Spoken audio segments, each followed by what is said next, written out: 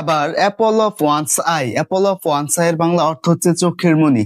আমরা অনেক সময় বলি না সে আমার চোখের মনি বা তুমি আমার চোখের মনি, তার জন্য এই সুন্দর ইংরেজি ফ্রেজটি ব্যবহার করা হয়। এখানে একটা উদাহরণ আছে, দেখো, you are the apple of my eye, যার বাংলা অর্থ হচ্ছে কি তুমি আমার চোখের মনি। এই সেন্টেন্সটি কোন টেন্সে আছে সকলে বুঝতে পেরেছো? ইউ হচ্ছে সাবজেক্ট, আর আর আর আমার কোন টেন্সে বসে? আরটা বসে মূলত প্রেজেন্ট টেন্সে। আচ্ছা, এখন দেখো আর এর পরে কি আর কোনো মেন ভার্ব আছে?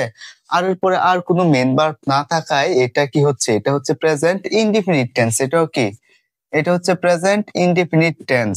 আর প্রথম সেন্টেন্সটা ছিল আমার কোন টেন্সে? পাস্ট ইনডিফিনিটের, এবং এই সেন্টেন্সটা হচ্ছে আমার প্রেজেন্ট ইনডিফিনিট। অর্থাৎ সহজ দুইটা, সুন্দর এবং সহজ দুইটা ফ্রেজ আমরা সকলেই চেষ্টা করব মনে রাখার। প্রথমটা হচ্ছে কি অ্যাপল অফ ডিসকট, যার বাংলা অর্থ হচ্ছে কলহের বস্তু। আবার অ্যাপল অফ ওয়ান্স আই, যার বাংলা অর্থ হচ্ছে কি চোখের মনি।